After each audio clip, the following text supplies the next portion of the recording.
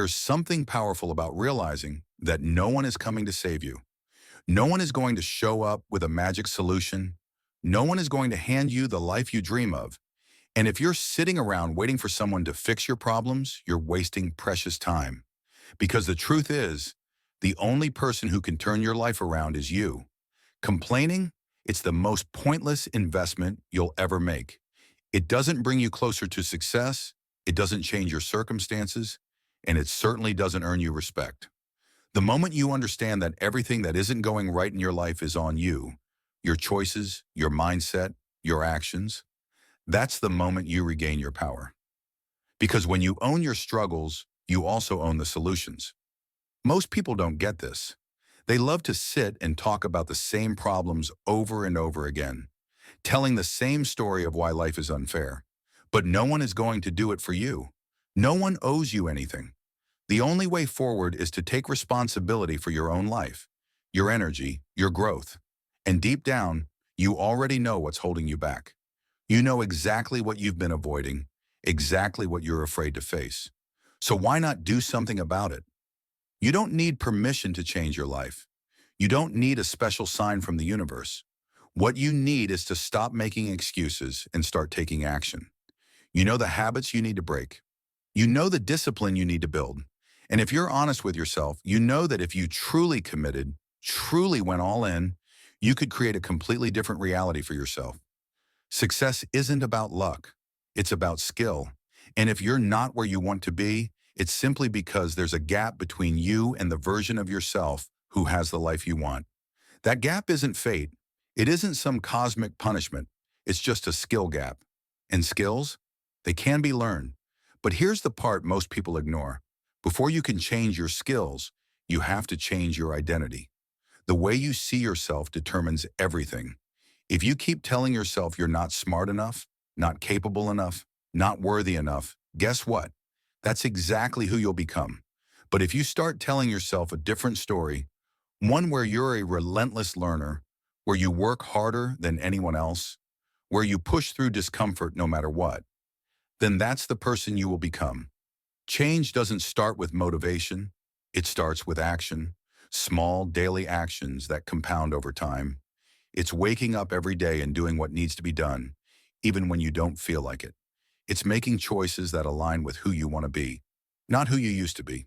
It's proving to yourself, one step at a time, that you are capable of more than you ever imagined. Because at the end of the day, the difference between success and failure isn't talent. It isn't intelligence. It isn't luck. It's simply the willingness to do what others won't, to stay disciplined when it's hard, to keep going when you want to quit, to bet on yourself even when no one else does.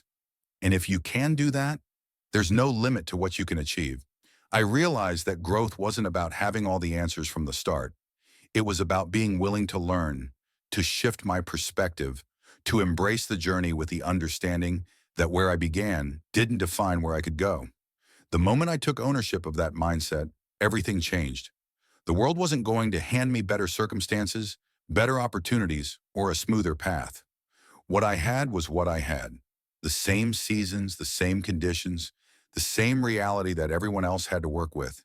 And blaming the economy, the government, the circumstances, or the people around me was a dead end.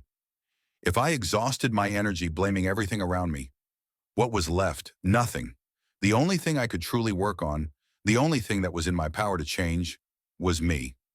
At 25, I had to do the one thing that made all the difference. I had to change my mind. I had to rewire my thinking, adjust my philosophy, and recognize that my problems weren't rooted in external forces, but in my own perspective. Once I shifted that, my entire life took a turn.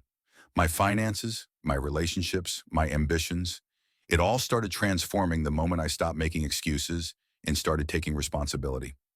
The results were immediate. The more I refined my mindset, the more everything else fell into place. And the taste of that initial success fueled me to keep going, to never stop evolving. Most people don't even set their sails. They drift, aimless, carried by whatever winds come their way. But success isn't an accident. It's deliberate. It's the result of intentional choices made daily. A small misstep in judgment today, ignored and repeated, becomes a catastrophe down the road. That's the definition of failure. Tiny, seemingly insignificant mistakes that stack up over time. The cost isn't just financial, it's health, happiness, fulfillment. But it works both ways. Small, wise decisions, done consistently, lead to unimaginable success. I remember watching my father at midnight, reaching for an apple, some graham crackers, and a glass of grapefruit juice. It was simple, almost unnoticeable. But that's exactly the point. His habits, his discipline, his consistency created a life of strength and longevity. It wasn't about grand gestures. It was about the small, everyday choices that compounded into something extraordinary. And yet, most people overlook the power of these tiny decisions. They trade an apple for a candy bar, a good habit for a bad one, because the effects aren't immediate. But just because disaster doesn't strike today doesn't mean it isn't coming. A single day of neglect won't ruin you, but years of it will. I was 25 years old, living in America, with every reason to be doing well, and yet I had nothing to show for it. I had pennies in my pocket, overdue bills, and a long list of excuses. I blamed the system, the economy, the politicians, anything but myself. I thought if the government changed, my life would improve. If interest rates changed, if the job market shifted, if circumstances bent in my favor, then I'd be fine. But none of that was the real issue. The real issue was me. My philosophy was flawed, my habits weak, my thinking undisciplined. And when I finally faced that truth, when I stopped pointing fingers and started fixing the only thing I had control over, myself, that's when everything turned around. Failure isn't some sudden event. It's the accumulation of bad decisions tolerated over time.